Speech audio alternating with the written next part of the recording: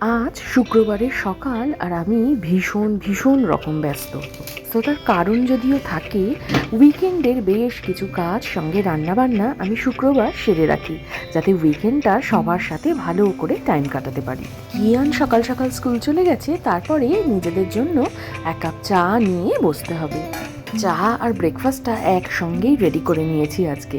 কালকে আটা দিয়ে আর সঙ্গে ভেতরে পনিরের স্টাফ দিয়ে এই বানগুলো বানিয়েছিলাম, সেই জন্য আজকে ব্রেকফাস্টে ওটাই নিয়ে নিলাম। এত কাজ আছে না, সেই জন্য যতটা তাড়াতাড়ি সারা যায় আর কি।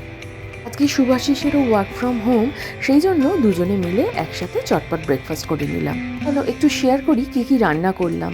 আজকে ছোট ছোট চিংড়ি মাছ এনেছিলাম, ওই দিয়ে বাঁধাকপি দিয়ে একটা শুকনো করে তরকারি বানাবো। বাঁধাকপির তরকারি বানাতে আমার প্রচুর সময় লাগে, সেই জন্য সবার আগে বসালাম। বাঁধাকপিটা কষিয়ে টষিয়ে চাপা দিয়ে ব্রেকফাস্টটা করে নিলাম। ততক্ষণে বাঁধাকপি বেশ মজে টজে এসছে, ধনেপাতা ছড়িয়ে নামিয়ে নিলাম। এদিকে একটু জ্যাসমিন রাইস বসিয়েছি আজকে, রাইসের একটু অন্যরকম প্রিপারেশন বানাবো। আর এদিকে ক্যাপসিকাম আর ডিম দিয়ে আগের দিন যে প্রিপারেশনটা দেখিয়েছিলাম না, ওটাই বানাবো রুটি পরোটা কিছু দিয়ে খাওয়ার জন্য। আপনাদের মধ্যে কে কে এই রেসিপিটা ট্রাই করেছেন বলুন দেখি, আমাকে কিন্তু কমেন্ট করে জানাতে একদম ভুলবেন না। আর যারা দেখেননি তাদের জন্য না হয় রেসিপি লিঙ্কটা কমেন্ট বক্সে দেবো। যাই হোক, আমার বাঁধাকপি আর ক্যাপসিকাম ডিমের সবজিটার একদম রেডি হয়ে গেছে। এবার বসাবো মাছ, তার আগে কিছু রাঙালু ভেজে নিচ্ছি। রাঙালু ভাজাটা আমাদের বড় পছন্দের একটা খাবার, সেই জন্য মাঝে মাঝেই করি।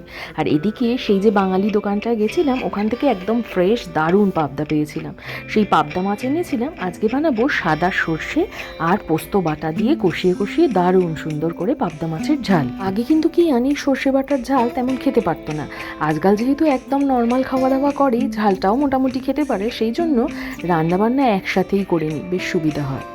আলাদা রান্নাবান্না করার আর দরকারই পড়ে না। একটু ধনেপাতা আর কাঁচা লঙ্কা ছড়িয়ে মাছের ঝালটাও রেডি করে ফেলেছি। এবার রাইসটা বানিয়ে নেবো। বার্ন গার্লিক রাইস করেছি, কিছুই না, বেশি করে স্প্রিং অনিয়ন আর অনেকটা রসুন ভেজে নিয়ে তারপরে ভাতটাকে মিশিয়ে নিয়েছি। এর সঙ্গে রাত্রিবেলা খাবার আগে বানাবো একটা স্পেশাল কাবাব, তার জন্য চিকেনটা ম্যারিনেট করে রেখে দিলাম। আর চিকেনের এই কাবাবের রেসিপি আসবে পরে। মাঝে কিয়ানকেও স্কুল থেকে নিয়ে চলে এসেছি, কিন্তু খাওয়া দাওয়া সেরে এখন আমার ডাইনিং রুম জুড়ে একদম শান্তির পরিবেশ। দুই ছেলে এই যে বসে রিল্যাক্স করছে, আমিও যাই একটু শুতে। এত খাটাখাটনির পরে আজকে একটু চোখটা লেগে গেছিল। এদিকে জিনি বেশি দেরি হলেই দেখতে আসে সব কিছু ঠিকঠাক আছে তো। ভাসিস যেদিন বাড়িতে থাকে না, আমার চা নিয়ে কোনো মাথা ব্যথা নেই, জানেন তো। তাই জিনি দেখে তো কিয়ান কি করছে, দেখলেন জিনি বাচ্চা আমার কত কথা বোঝে। যাই হোক, আজকে ফ্রাইডে তো একেনবাবুর যে নতুন সিরিজটা এসেছিল, জমিয়ে রেখেছিলাম তিনজনে মিলে একসাথে দেখবো বলে। রাত করেই সমস্ত কিছু সেরে তিনজনে মিলে বসে পড়েছি পা ছড়িয়ে। সিনেমা দেখতে দেখতে পপকর্ন নেই ঠিকই, কিন্তু চিপস আছে আর সঙ্গে ছিল ওয়ান্টান। ডিনারের একদম আগে আগে গিয়ে আমার এয়ার ফ্রায়ারটায় বানিয়ে ফেললাম এই স্পেশাল চিকেন কাবাবটা। এই কাবাবের ছবি দেখিয়ে ভিডিওটা আপাতত আজকের মতো শেষ করলাম। আবার আসবো পরের ভিডিও নিয়ে। টাটা।